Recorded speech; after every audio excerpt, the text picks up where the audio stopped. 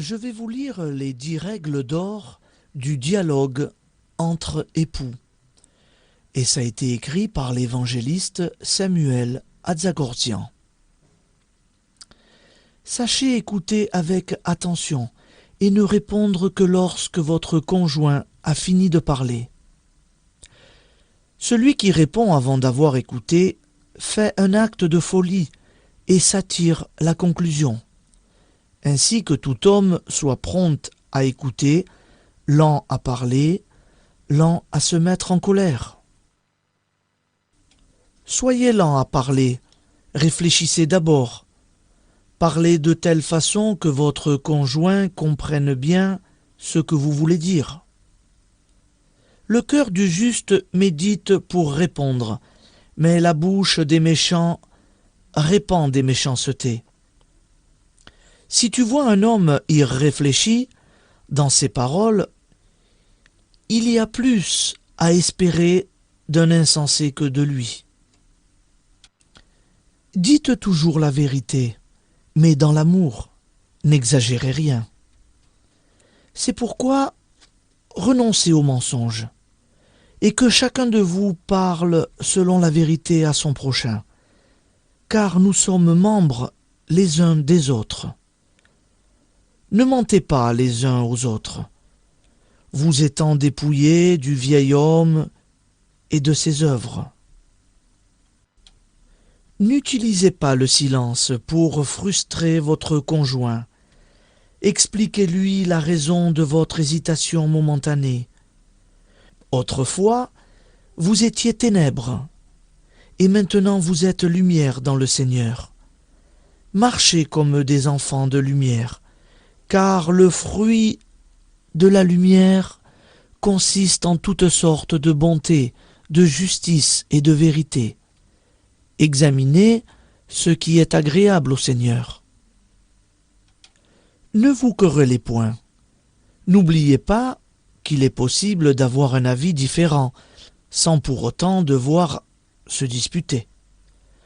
Commencer une querelle, c'est ouvrir une digue. Avant que la dispute s'anime, retire-toi.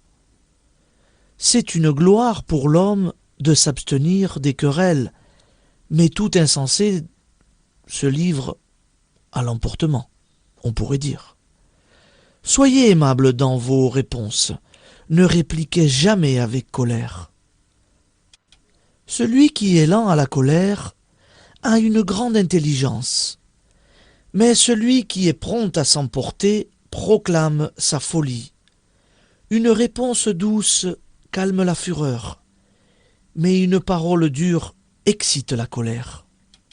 Sachez reconnaître vos torts et demander pardon. Confessez donc vos péchés les uns aux autres, et priez les uns pour les autres afin que vous soyez guéris.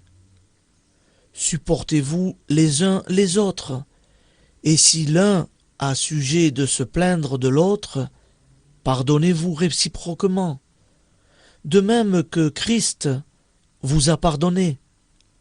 Pardonnez vous aussi. Cessez de harceler votre conjoint de doléances. Évitez de l'agacer continuellement. Celui qui parle beaucoup ne manque pas de péché, mais celui qui retient ses lèvres est un homme prudent.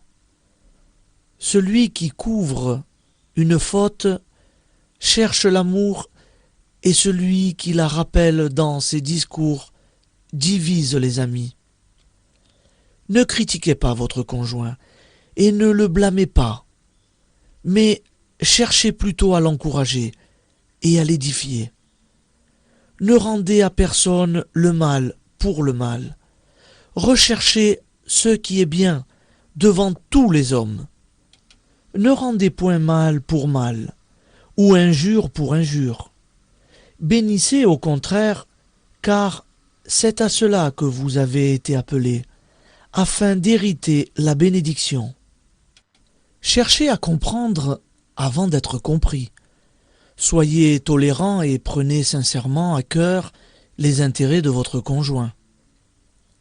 Ayant un même sentiment, un même amour, une même âme, une même pensée. Ne faites rien par esprit de parti ou par vaine gloire, mais que l'humilité vous fasse regarder les autres comme étant au-dessus de vous-même. Que chacun de vous, au lieu de se considérer par ses propres intérêts, considère aussi ceux des autres. Ayez en vous les sentiments qui étaient en Jésus-Christ.